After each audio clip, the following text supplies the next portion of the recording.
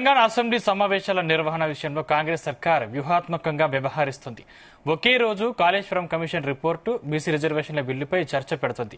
BRS ను ఉక్కిరి బిక్కిరి చేసేందుకు ఈ రెండు అంశాలను ఒకే రోజు తెరపైకి తెస్తుందన్న చర్చ జరుగుతుంది. రేపు అసెంబ్లీలో కాళేశ్వరం రిపోర్టు ప్రవేశపెట్టనుంది. ప్రభుత్వం ఇక ఉదయం 9 గంటలకు సీఎం రేవంత్ రెడ్డి బిల్లు పెట్టనున్నారు. అనంతరం సభలో చర్చ జరగనుంది. స్థానిక సంస్థల ఎన్నికల్లో రిజర్వేషన్ కోటా పరిమితిని ఎత్తివేస్తూ బిల్లు పెట్టనుంది ప్రభుత్వం.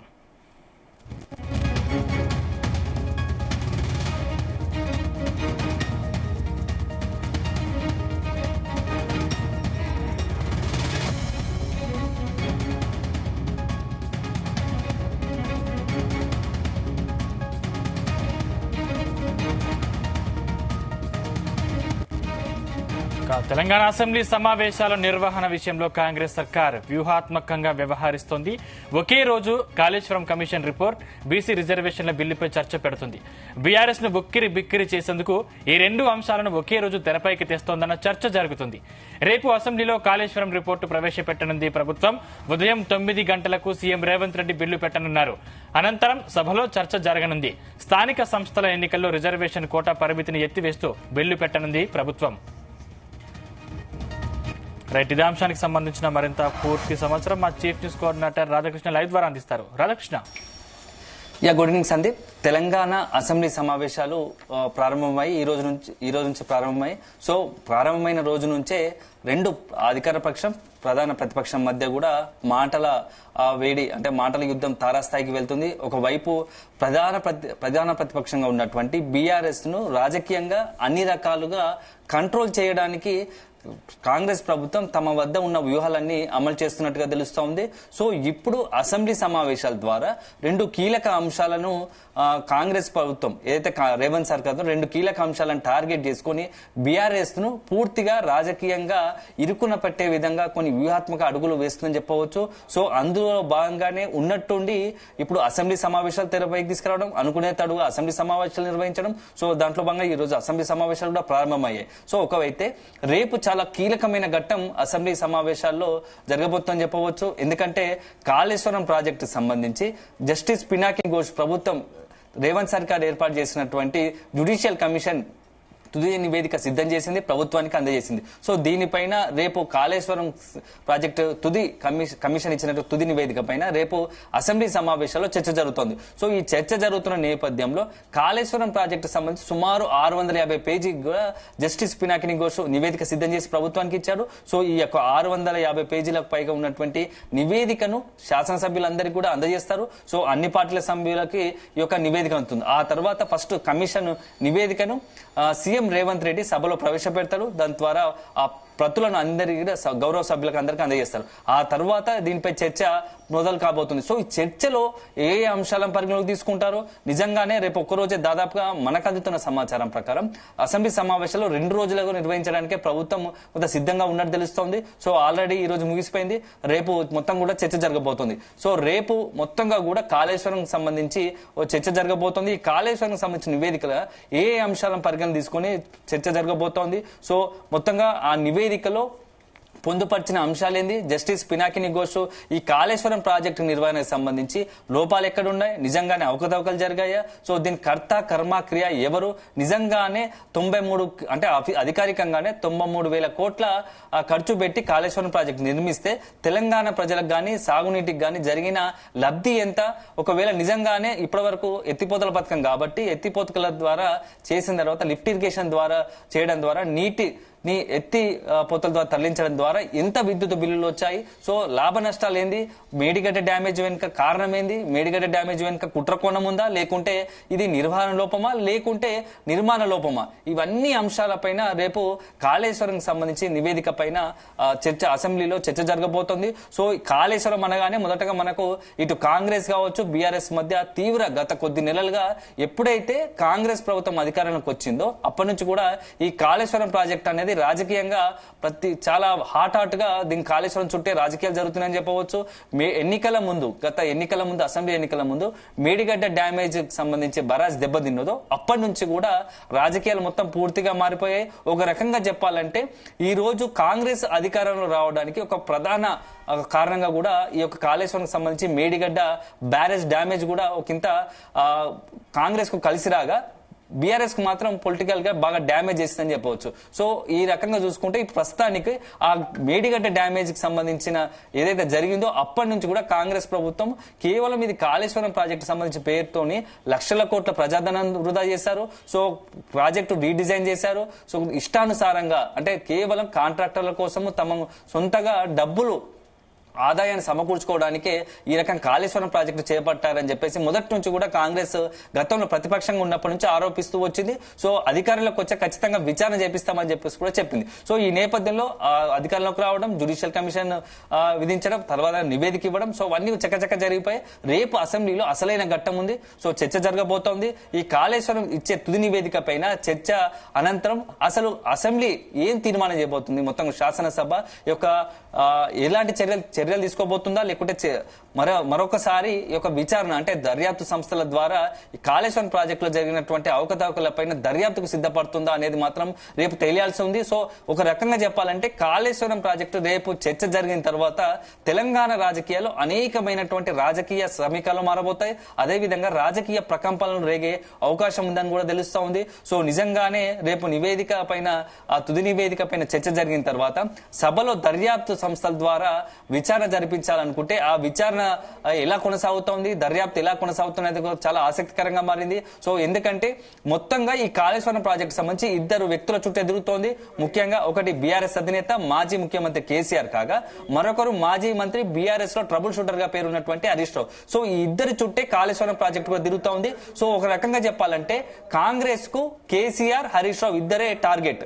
ఎందుకంటే పొలిటికల్ గా భవిష్యత్తులో కాంగ్రెస్ పార్టీకి సంబంధించి మెయిన్ ప్రధానంగా బీఆర్ఎస్ థ్రెట్ ఉందంటే ఒకటి కేసీఆర్, ఒకటి హరీష్ రావు. ఎందుకంటే రాజకీయంగా ఇద్దరు యాక్టివ్ ఉన్నంతసేపు అది బీఆర్ఎస్ కు లాభం అవుతుంది, కాంగ్రెస్ కొంత నష్టం చేకూర్చే అవకాశం ఉంటుంది. ఎందుకంటే ప్రజల్లో వీళ్ళకున్న మైలేజ్ అలాంటిది కాబట్టి బీఆర్ఎస్ పార్టీకి ఆయుగా నిలుస్తున్నటువంటి బీఆర్ఎస్ కేసీఆర్, అదే విధంగా మరొకరు ట్రబుల్ షూటర్ ఉన్నట్టు హరీష్ రావు. వీళ్ళిద్దరు చేయబట్టే బీఆర్ఎస్ పార్టీ చాలా స్ట్రెంత్ ఉంది. సో బీఆర్ఎస్ పార్టీని రాజకీయంగా కొద్దిగా బలహీనపరచాలంటే ఖచ్చితంగా ఆ ఇద్దరు వ్యక్తులను టార్గెట్ చేసుకుని పొలిటికల్ గా కొన్ని నిర్ణయాలు తీసుకోవాల్సి వస్తుంది. సో పొలిటికల్ గా వాళ్ళిద్దరిని టార్గెట్ చేస్తూ ఇరుకున పెడితే ఖచ్చితంగా రాజకీయంగా కాంగ్రెస్ ది పై చేయి సాధించవచ్చు అని చెప్పేసి ఆ రేవంత్ ఆలోచిస్తున్నట్టుగా తెలుస్తోంది. దాంట్లో భాగంగానే రేపు కాళేశ్వరం ప్రాజెక్టు సంబంధించి తుది నివేదిక పైన అసెంబ్లీలో చర్చకు పెట్టడం, అసెంబ్లీ చర్చ పెట్టిన తర్వాత ఒక తీర్మానం ప్రవేశపెట్టి ఆ దర్యాప్తు సంస్థల ద్వారా విచారణ చేయించాలని కాంగ్రెస్ పార్టీ భావిస్తుంది. సో ఇదొక అంశం. అయితే మరొక అత్యంత కీలకమైన అంశము బీసీల అంశం. బీసీలకు 42% రిజర్వేషన్ అంశం. సో గత కొద్ది రోజులుగా తెలంగాణ రాష్ట్రంలో మొత్తంగా కూడా రాజకీయాలన్నీ బీసీల చుట్టూ ఎదురుతున్నాయి. సో ఎప్పుడైతే రాష్ట్ర ప్రభుత్వం రేవంత్ సర్కార్ కులగణన చేపట్టిందో కులగణన తర్వాత అంతా కూడా రాజకీయాలు మారిపోయాయి. ఆ కులగణన తర్వాత రాష్ట్ర రాజకీయాలు అంతా కూడా బీసీల చుట్టూ ఎదురుతుందని చెప్పవచ్చు. ఇప్పుడున్న పరిస్థితుల్లో తెలంగాణలో ఓవరాల్ గా తెలంగాణ సమాజం మొత్తం ఓవరాల్ పాపులేషన్ లో మెజార్టీ దాదాపు 59 నుంచి 60% కూడా మొత్తంగా కూడా బీసీలు ఉన్నారు. సో బీసీల మద్దతు ఎవరైతే ఉంటుందో భవిష్యత్తులో కావచ్చు, ప్రస్తుతం కావచ్చు, భవిష్యత్తులో వారికి రాజకీయంగా ఆ పార్టీకి మాత్రమే మైలేజ్ వస్తుంది, పొలిటికల్ గా లబ్ధి చేకూర్చే అవకాశం ఉంది. బీసీలను ప్రసన్నం చేసుకోవడానికి అన్ని ఇటు జాతీయ పార్టీలుగా ఉన్నటువంటి కాంగ్రెస్ కావచ్చు, బీజేపీ కావచ్చు, అదేవిధంగా లోకల్ గా ఉన్నటువంటి బీఆర్ఎస్ కావచ్చు, ఈ మూడు ప్రధాన పార్టీలు కూడా బీసీ జపం చేస్తున్నాయి. సో ఈ నేపథ్యంలో ఇప్పుడు కులగణన చేయడం, అదేవిధంగా బీసీలకు 42% రిజర్వేషన్ పేరుతో కాంగ్రెస్ ప్రభుత్వం ఒక అడుగు ముందుకు వేసి అడ్వాంటేజ్ తీసుకోవడానికి, పొలిటికల్ గా అడ్వాంటేజ్ తీసుకోవడానికి రంగంలో దిగింది. అనుకునే తడుగా కులగణన చేసిన తర్వాత బీసీలకు 40% రిజర్వేషన్ పేరుతో అసెంబ్లీలో బిల్లు తీసుకొచ్చి చట్టం ఆమోదించడం, తర్వాత కేంద్రానికి పంపడం ఆ ప్రస్తుతం కేంద్రం వద్ద పెండింగ్ ఉంది. అదే సందర్భంలో స్థానిక సంస్థల ఎన్నికలు నిర్వహించాలని, ఎందుకంటే దాదాపుగా సంవత్సరాల కాలంగా ఈ యొక్క గ్రామ పంచాయతీలకు సంబంధించి ప్రత్యేక అధికారుల పాలన కొనసాగుతుంది. ఈ నేపథ్యంలో ఈ సంవత్సరాల కాలంగా అక్కడ మొత్తం అభివృద్ధి కుంటుపడడం ఒక ఎత్తు అయితే ఆ పంచాయతీలకు కేంద్రం నుంచి రావాల్సిన నిధులన్నీ కూడా అయిపోయి. ఈ నేపథ్యంలో ప్రస్తుతం ఇప్పుడు స్థానిక సంస్థల ఎన్నికలు ఖచ్చితంగా సెప్టెంబర్ 30 లోపు ఎట్లాగో ప్రక్రియ పూర్తి చేయాలని చెప్పేసి రాష్ట్ర అత్యున్నత న్యాయస్థానం ఇప్పటికే ఒక ఆదేశాలు జారీ చేసింది. ఈ నేపథ్యంలో ఇప్పుడు బీసీల 42% రిజర్వేషన్ అమలు చేయడానికి కాంగ్రెస్ ప్రభుత్వం తీవ్రంగా ప్రయత్నిస్తోంది.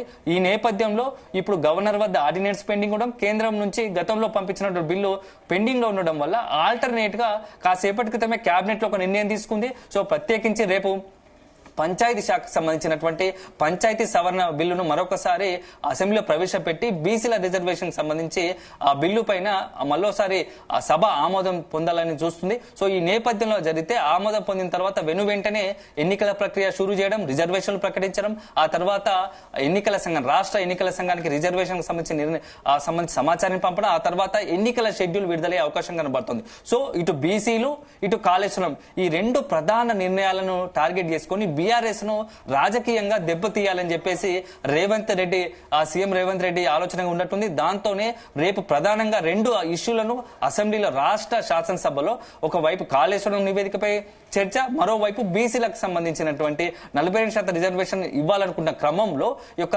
చట్ట సవరణ బిల్లును పంచాయతీ శాఖ చట్ట సవరణ బిల్లును రేపు అసెంబ్లీలో ప్రవేశపెట్టబోతుంది. సో ఈ రెండు ఒకటేసారి చేపట్టి రేపు బీఆర్ఎస్ ను టార్గెట్ చేయాలనేది కాంగ్రెస్ వ్యూహంగా తెలుస్తోంది. సో ఈ రెండు వ్యూహాలకు సంబంధించి పొలిటికల్ గా ఒకసారి గనక అమలు చేస్తే బీఆర్ఎస్ ను చాలా ఒకవైపు కాళేశ్వరం ప్రాజెక్టు పొలిటికల్ గా ఇమేజ్ డ్యామేజ్ చేస్తే, మరోవైపు బీసీలకు 42% రిజర్వేషన్ ఇచ్చి మెజార్టీకి సంబంధించి తెలంగాణలో ఉన్నటువంటి బీసీలను తమ వైపు తిప్పుకోవాలన్నది కాంగ్రెస్ ఆలోచన. సో ఈ రెండు గనక సక్సెస్ఫుల్ అయితే అనుకున్నట్టుగానే బీఆర్ఎస్ కు పూర్తి స్థాయిలో రాజకీయంగా ఎదురు దెబ్బ తగులుతుంది అని చెప్పేసి సీఎం రేవంత్ రెడ్డి అదేవిధంగా కాంగ్రెస్ పార్టీ ఆలోచనగా తెలుస్తోంది. అయితే ఇప్పుడున్న పరిస్థితుల్లో రేపు జరగబోయేది చాలా అత్యంత కీలకంగా మారబోతోంది. సో రేపు గనక ఇవన్నీ వ్యూహాలకు సంబంధించి కాంగ్రెస్ అనుసరించాలనుకుంటున్న వ్యూహం పైన బీఆర్ఎస్ ఎలా కౌంటర్ సిద్ధం చేయబోతోంది. ఎందుకంటే ఇప్పటికే పదే అసెంబ్లీ సమావేశాలు వచ్చినప్పుడల్లా బీఆర్ఎస్ అధినేతగా ఉన్నటువంటి కేసీఆర్ టార్గెట్ అవుతూ వస్తున్నాడు.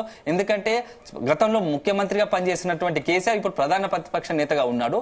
అనేకమైనటువంటి కీలక అంశాలు రాష్ట్రంలో జరుగుతున్నాయి. ఒకవైపు మొన్నటి వరకు బనకచెర్ల కావచ్చు, ఇప్పుడు కాళేశ్వరం ప్రాజెక్టుపై ఆ తుది నివేదిక జస్టిస్ పినాకిని ఘోష్ ఇచ్చిన నివేదిక పైన చర్చకు సంబంధం చెప్తా ఉన్నాం. మరోవైపు రైతుల అంశాలు లేవనెత్తున్నారు కదా బీఆర్ఎస్ సంబంధించి, ఆ యూరియా కొరత ఇతరత్ర రైతులకు సంబంధించి అనేక సమస్యలు ఉన్నాయంటున్నారు కదా.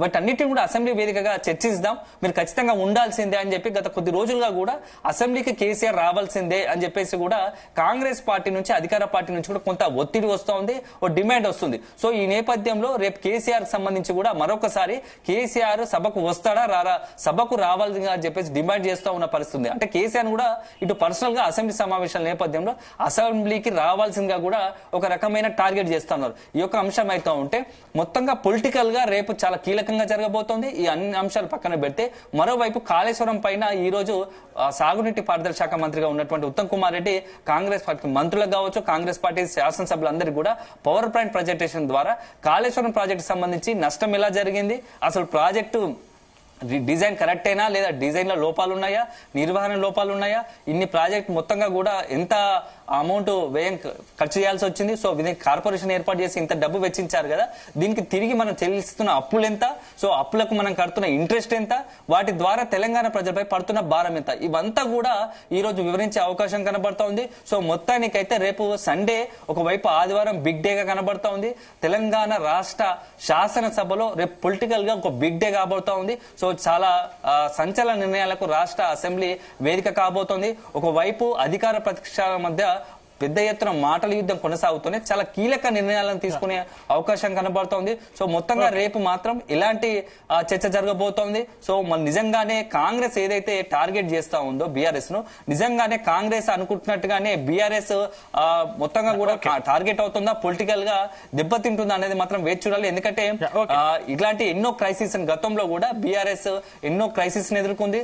దాంట్లో కూడా ఒకవేళ కేసీఆర్ ఇప్పటి వరకు కూడా అసెంబ్లీకి కేసీఆర్ రాకుండా ఉన్నటువంటి ట్రబుల్ షూటర్ గా పేరున్నటువంటి హరీష్ రావు కావచ్చు, మరొకరు బీఆర్ఎస్ వర్కింగ్ ప్రెసిడెంట్ గా ఉన్నటువంటి యువ నాయకుడు కేటీఆర్ కావచ్చు, ఇద్దరు కూడా కాంగ్రెస్ పార్టీని ఎదుర్కోవడానికి, ఎందుకంటే ఇద్దరు చాలా వాగ్దాటి కలిగిన నేతలు, ఇద్దరు కూడా తెలంగాణకు సంబంధించి పొలిటికల్ లో మంచి ఇమేజ్ ఉన్న వ్యక్తులు. సో వాగ్దాటి కలిగిన ఏ అంశాన్నైనా అనర్గళంగా వాదించగలరు. అదే సందర్భంలో అధికార పక్షం నుంచి వచ్చే ఏ అంశాన్నైనా వీళ్ళు తిప్పికొట్టగలరు. సో ఇద్దరు సమర్థులు ఉండడంతో రసవత్తరంగా అసెంబ్లీ సమావేశాలు కొనసాగబోతా ఉన్నాయి. సో ఒకవైపు ఇక్కడ ఉంటే అటు మరోవైపు అక్కడ ఉత్తమ్ కుమార్ రెడ్డి కావచ్చు, అదే విధంగా మొత్తంగా మంత్రులు పొంగులేటి శ్రీనివాస్ రెడ్డి, పొన్నం ప్రభాకర్, ఇవన్నీ మంత్రులు అంతా కూడా కోమటిరెడ్డి వెంకటరెడ్డి అంతా కూడా ఒక వైపు ఉంటే ఇటు జగదీష్ రెడ్డి మంత్రులు ఎమ్మెల్యేలు మాజీ ఎమ్మెల్యేలు అంతా కూడా ఒక వైపు మాజీ మంత్రులు ఎమ్మెల్యేలు కూడా అంతా ఒక వైపు ఉంటున్నారు బీఆర్ఎస్ కు. సో మొత్తంగా సభ రేపు ఆసక్తికరంగా జరగబోతోంది. ఈ ఇద్దరి మధ్య అంటే తెలంగాణ సమాజం మాత్రం రేపు చాలా ఈ యొక్క శాసనసభ సమావేశం చాలా ఆసక్తికంగా ఎదురు చూస్తోంది. సో మొత్తంగా వాడి వేడి చర్చ జరగడం ఖాయంగా కనిపిస్తోంది సందీప్. Thank you Radhakrishna.